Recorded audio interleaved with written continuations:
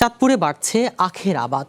চলতি মৌসুমে লক্ষ্যমাত্রার চেয়েও বেশি জমিতে আখ চাষ করেছেন কৃষকরা।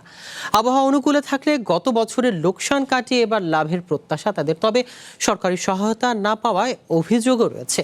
কৃষি বিভাগের পরামর্শ, আধুনিক জাতের আখ চাষের পাশাপাশি জমিতে ব্যবহার করতে হবে জৈব সার। AKS অর্জন করল গিনেস ওয়ার্ল্ড রেকর্ডস। AKS যতদূর চোখ চায় সবুজ আর সবুজ, সারি সারি আখ গাছ। চাঁদপুরের গ্রামে এমন মন ভোলানো দৃশ্য। যে কোনো মাটিতেই কম যত্নে বেড়ে ওঠে আখ গাছ। তাই চাষিরা আখ চাষে ঝুঁকছেন কম শ্রমে বেশি লাভের আশায়। এবার চাঁদপুরে আখ উৎপাদন করার কথা ৬৭৭ হেক্টর জমিতে। তবে লক্ষ্যমাত্রা ছাড়িয়ে আবাদ হয়েছে ৬৮১ হেক্টর জমিতে।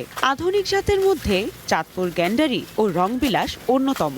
সুস্বাদু ও পুষ্টিগুণে সমৃদ্ধ এমন জাতের আখ বাজারে ভালো দাম পাওয়ার আশা করছেন চাষিরা।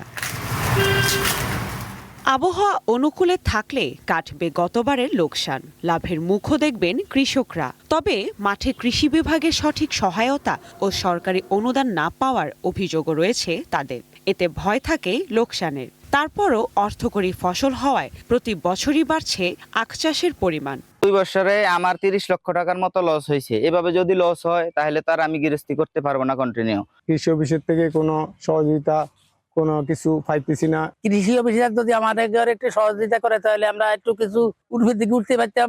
এদিকে ফলন বাড়াতে আধুনিক জাতের আবাদ ও সঠিক কৃষি প্রযুক্তি ব্যবহারের পরামর্শ কৃষি বিভাগের। জমিতে জৈব সার ব্যবহারের ওপরও গুরুত্ব দেওয়ার কথা জানিয়েছেন কর্মকর্তারা। কৃষকদেরকে যে পরামর্শটা দিয়েছে যে আপনারা আগের যে জাতগুলি আছে আখের, এগুলি না করে এখন ঈশ্বর দিয়ে 21, 20, 24 এগুলি করেন, রং বিলাস করেন। এগুলি করলে আপনার ফলন ভালো হবে।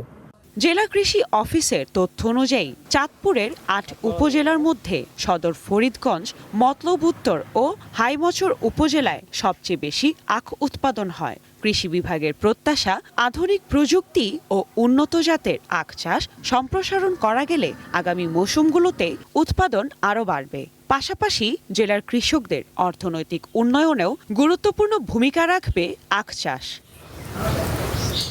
One national desk.